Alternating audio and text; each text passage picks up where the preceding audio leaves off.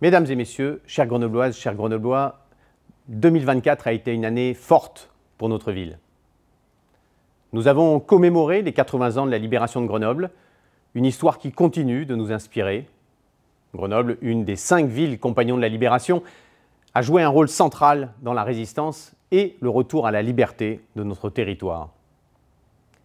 J'ai eu l'honneur, en tant que coprésident de l'Ordre de la Libération, de porter cette mémoire et de rappeler l'importance de l'esprit de résistance qui a permis de libérer notre territoire de l'occupant nazi et de bâtir le monde nouveau d'après-guerre.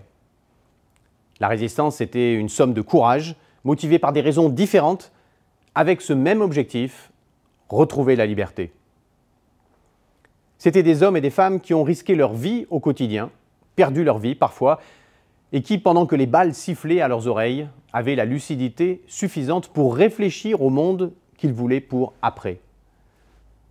Cet esprit, nous l'avons fait vivre en 2024 à travers des événements de notre ville, des commémorations que nous avons organisées avec les associations mémorielles du territoire, avec la programmation aussi de nos équipements culturels, l'engagement de nos partenaires et à travers des actions concrètes pour construire une ville qui tienne compte des besoins essentiels de chacune et chacun.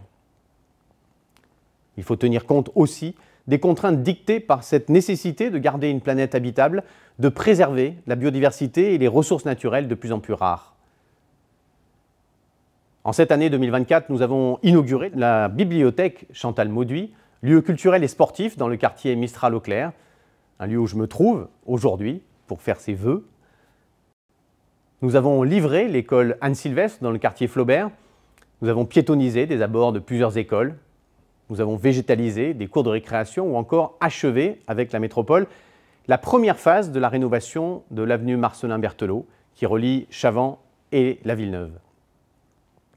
Nous avons instauré le congé menstruel pour toutes les personnes menstruées travaillant dans notre collectivité et nous avons pris en charge les fournitures scolaires, réduisant ainsi le reste à charge pour les familles.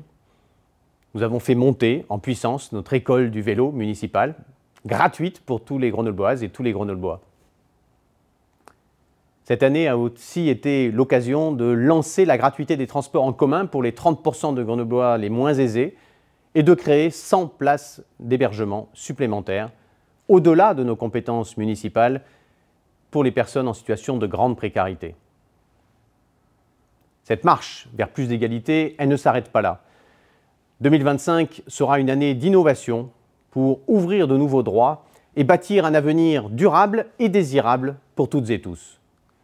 En 2025, nous continuerons à nous appuyer sur cet héritage pionnier. C'est une transmission au travers des générations. Nous célébrerons les 50 ans de la loi Veil, 1975, qui a donné aux femmes le droit de disposer de leur corps. Et nous célébrerons les 20 ans de la loi handicap, celle de 2005, qui a permis de nouvelles avancées pour l'autonomie et la dignité de personnes en situation de handicap. Ces jalons sont des étapes vers une société qui tient compte des plus vulnérables et qui corrige les injustices.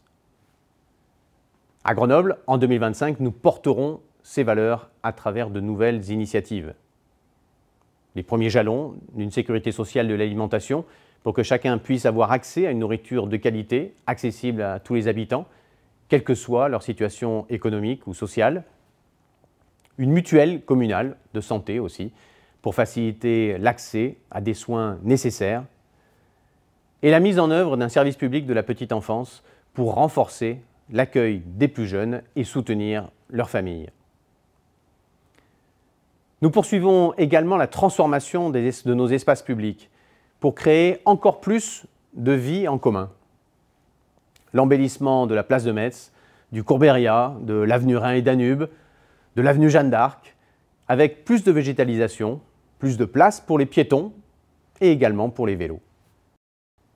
Nous créerons toujours plus de coquelicots, ces cours d'école réaménagés et de place aux enfants. Cela se poursuivra, c'est une végétalisation aussi du quartier Flaubert qui nous attend pour 2025. Nous investirons dans des lieux essentiels à la vie collective. La bibliothèque Saint-Bruno rouvrira ses portes, modernisée, accueillante, tout comme les gymnases Malherbe et Jouot. Dans la rue Joseph-Chanrion, le pôle de réduction de risques sera rénové pour mieux accompagner les publics vulnérables. Nous poursuivrons la rénovation des écoles avec les travaux qui concerneront notamment cette année le groupe scolaire Ferdinand Buisson. Notre priorité, toujours là, en direction des quartiers populaires, se traduira avec notamment la poursuite du projet de rénovation urbaine de la ville neuve et du village olympique, avec des centaines de logements rénovés, et avec aussi un nouvel équipement pour le quartier et la jeunesse du quartier à l'Arlequin. Après 2 années de travaux et des années de recherche sur le béton, la tour Perret, symbole de notre patrimoine, devrait voir ses travaux s'achever en fin d'année et cela sera l'occasion d'une réouverture probablement dès la fin d'année ou début 2026.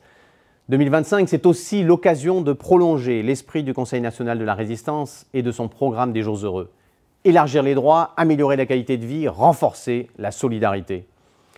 Ces nouvelles avancées, elles s'inscrivent dans une perspective d'avenir que nous imaginons déjà pour 2040, une ville durable, une ville qui accueille, une ville qui rend possible tous les imaginaires. Nous sommes toutes et tous différents.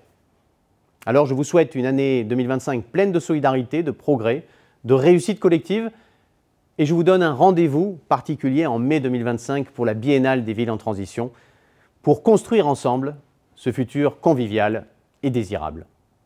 Bonne année à toutes et à tous.